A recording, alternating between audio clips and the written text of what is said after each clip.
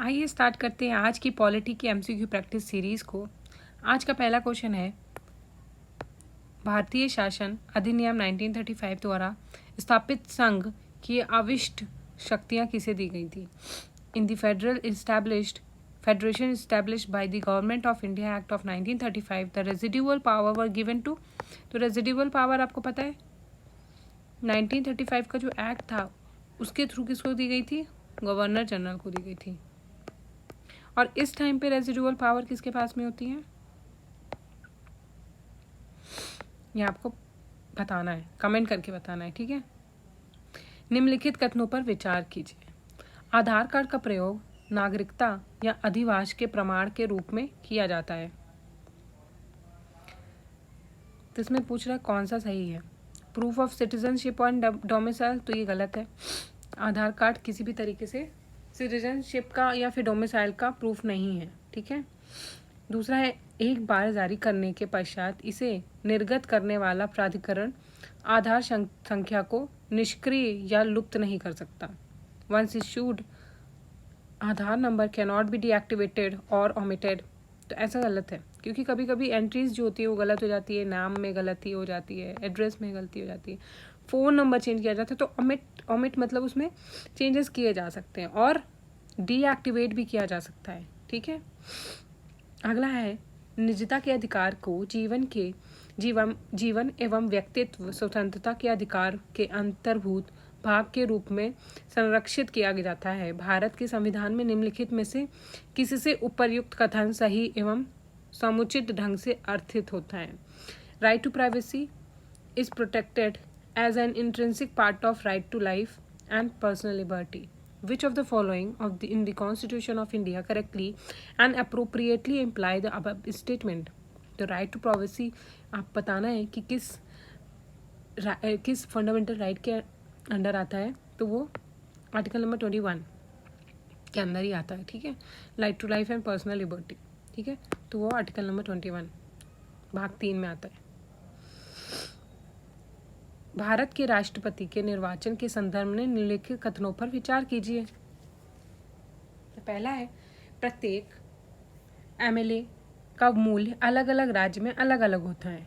तो बिल्कुल, क्योंकि पॉपुलेशन के हिसाब से एमएलए के वोट की वैल्यू होती है, ठीक है, जब हमारे प्रेसिडेंट के इलेक्शंस होते हैं। दूसरा है, लोकसभा के सदस्यों के वोट का मूल्य राज्यसभा के सदस्यों के वोट के मूल्य से अधिक होता है। तो ये गलत बात है।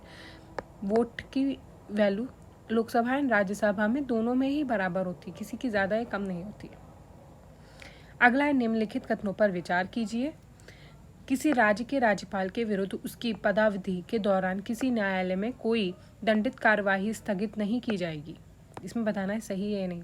तो कोई criminal proceeding governor and president के अगेंस्ट जब उनका टर्म चल रहा होता है तब नहीं की जा सकती। तो पहला स्टेटमेंट सही है। अगला है, किसी राज्य के राज्यपाल की परिलब्धियां और भत्ते उसकी पदावधि के दौरान कम नहीं किए जा सकते। तो बिल्कुल सही बात है, बिल्कुल कम नहीं किया जा सकता। उनके टर्म के टाइम पे जितनी भी उनके इमालुमेंट्स एंड अलाउंसेस होते हैं वो कम नहीं किए जा सकते, इसलिए दोनों ही स्टेटमेंट सही हो जाते हैं। फिर अगला है, भारत के संसद के संदर्भ में निम्नलिखित में से कौन सी संसदीय समिति इसकी समीक्षा करती है और सदन को सूचित करती है कि जो विनियम, नियम, उपनियम, उपविधि आदि बनाने की शक्ति संविधान द्वारा प्रदत्त है या सदन द्वारा प्रत्यायोजित है, उनका कार्यपालिका द्वारा इन योजनाओं डेलीगेशन की परिधि के भीतर उचित प्रयोग हो रहा है, ठीक है। तो ये कौन सी कमेटी इंश्योर करती है? वो है सबऑर्डिनेट लेजिस्लेशन की कमेटी, अधीनस्थ विधान समिति संबंधी समिति। अगला है, निम्नलिखित कथनों पर विचार कीजिए। विधानसभा की अवधि की अध्यक्ष यदि विधानसभा के सदस्य नहीं रहता है तो अपने पद को रिक्त कर देगा, ठीक है। The speaker of legislative assembly shall vacant his office if she ceases to be member of assembly. क्योंकि मेंबर जो होते हैं पार्लियामेंट के, असेंबली के, उनको ही स्पीकर चूज किया जाता है। अगर वो अपने मेंबरशिप से हट जाते हैं किसी वजह से तो फिर वो स्पीकर के पद से भी हटेंगे, ठीक है। इसलिए पहला स्टेटमेंट सही है। दूसरा है, जब कभी विधानसभा का विघटन किया जाता है तो अध्यक्ष अपने पद को तुरंत रिक्त कर देगा। Whenever the legislative assembly is dissolved, the speaker shall vacate his her office immediately. तो ऐसा गलत है, ठीक है. तुरंत ही स्पीकर अपना पोजीशन नहीं छोड़ते हैं. सिर्फ फर्स्ट इसका आंसर होगा. अगला क्वेश्चन है, यदि भारत के राष्ट्रपति संविधान के अनुच्छेद 356 के अधीन यथा उपबंधित अपनी शक्तियों को का किसी विशेष राज्य के संबंध में प्रयोग करता है तो उस राज्य के विधानमंडल की शक्तियां संसद द्वारा उसके प्राधिकार के अधीन प्रायोज्य होंगी.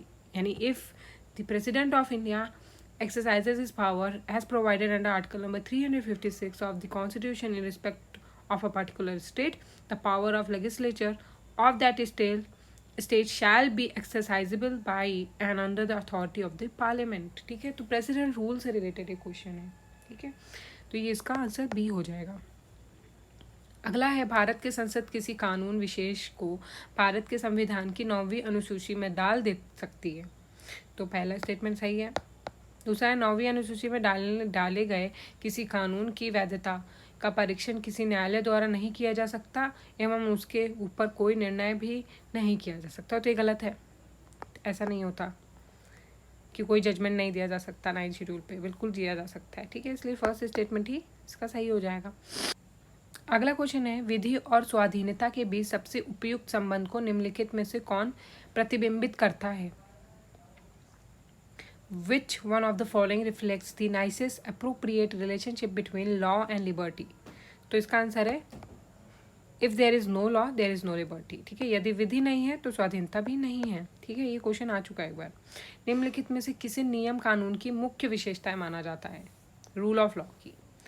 तो इसमें थर्ड जो है ना, people responsible to the government, ये नहीं होता रूल ऑफ लॉ में. शक्तियों की सीमा होती है, limitation of power, equality before law होती है. ठीक है, स्वतंत्रता और नागरिक अधिकार होते हैं. अगला है, निम्नलिखित कथनों पर विचार कीजिए. शिक्षा का अधिकार. आरटीई अधिनियम के अनुसार किसी राज्य में शिक्षक के रूप में नियुक्त होने हेतु अर्ह होने के लिए किसी व्यक्ति में संबंधित राज्य अध्यापक शिक्षा परिषद द्वारा निर्धारित न्यूनतम योग्यता का होना आवश्यक है. मिनिमम क्वालिफिकेशन के बारे में बात कर रहा है, तो ये ऐसी कुछ भी बात नहीं कही गई है राइट टू एजुकेशन में. दूसरा है, आरटीई अधिनियम के अनुसार प्राथमिक कक्षाओं में शिक्षण हेतु किसी अभ्यर्थी के लिए राष्ट्रीय अध्यापक शिक्षा परिषद के दिशा निर्देशों के अनुरूप लिए गए अध्यापक अर्हता परीक्षा में उत्तीर्ण होना आवश्यक है. तो ये सही है और लास्ट वाला भी गलत है. अगला है, राष्ट्रीय हरित अधिकरण एनजीटी किसी प्रकार केंद्रीय प्रदूषण नियंत्रण बोर्ड से भिन्न है. तो ये गलत है. दूसरा है, एनजीटी पर्यावरण न्यायालय उपलब्ध कराता है और उच्चतर न्यायालयों में मुकदमों के भार को कम करने में सहायता करता है, जबकि CPCB promotes cleanness of streams and well. देखिए यहाँ पे एनजीटी वर्सेस सीपीसीबी के बारे में बात कर रहे हैं, इसलिए फर्स्ट स्टेटमेंट गलत हो जाता है. सेकेंड स्टेटमेंट यहाँ पे सही है. ठीक है, सिर्फ सेकेंड स्टेटमेंट सही है. अगला है, धन विधेयक के संबंध में निम्नलिखित में से कौन सा कथन सही नहीं है. किसी बिल को धन विधेयक तब गाना जाएगा जब किसमें केवल किसी कर के अधिरोपण, उन्मूलन, माफी, परिवर्तन या विनियम के संबंधित प्रावधान हो. ठीक है, तो ये गलत बात है. ठीक है, ऐसा कुछ भी नहीं होता है. एबोलिशन ऑफ रिमिशन ऐसी चीज़ के बारे में मनी बिल के फीचर्स नहीं होते हैं. दूसरा, धन विधेयक के भारत में संचित निधि एवं भारत की आकस्मिकता निधि के अभिरक्षा के संबंधित उपबंध होते हैं. कस्टोडी ऑफ कंसोलिडेटेड और कंटीजेंसी फंड है, तो ये भी गलत है. अब सही क्या है, money billing concern with the appropriation of money out of the not correct. Sorry, इसमें पूछ रहे हैं ठीक है, इसमें नॉट करेक्ट पूछ रहा है, वही मुझे लग रहा था कि क्यों ऐसा है। देखिए इसमें कंटीजेंसी फंड ऑफ इंडिया लिखा है, ठीक है, तो money bill is concern with appropriation money out of the consolidated fund of India यहाँ पे होना चाहिए, जो कि कंटीजेंसी फंड दे दिया है। बाकी स्टेटमेंट तो सही है, ठीक है, बाकी स्टेटमेंट सही है, लेकिन यहाँ पे कंटीजेंसी फंड ऑफ इंडिया की जगह कंसोलिडेटेड फंड ऑफ इंडिया होना चाहिए था, ठीक है, तब ये स्टेटमेंट सही होता, लेकिन यहाँ पे ये स्टेटमेंट गलत हो जाता है। तो ये हम कर रहे हैं पॉलिटी की एमसीक्यू प्रैक्टिस सीरीज़ को, इसको आप फॉलो कर सकते हैं अगर आप कोई एग्ज़ाम अभी किसी एग्ज़ाम में अपीयर होने वाले हैं, जैसे कि आर है, RAS है, UPPCS है, या फिर पेट का भी एग्ज़ाम है। तो बहुत सारे क्वेश्चन ऐसे हैं जो कि इन्हीं कॉन्सेप्ट में रिपीट होते हैं। तो आप ये सीरीज़ को फॉलो करिए, ठीक है, जब भी आपको टाइम मिलता है तो आप इसको 1.5 की स्पीड से देख सकते हैं और इन क्वेश्चन को कॉन्सेप्ट आप पढ़ सकते हैं, ठीक है। तो आप फॉलो करते रहिए इसको और बने रहिए हमारे साथ चैनल में।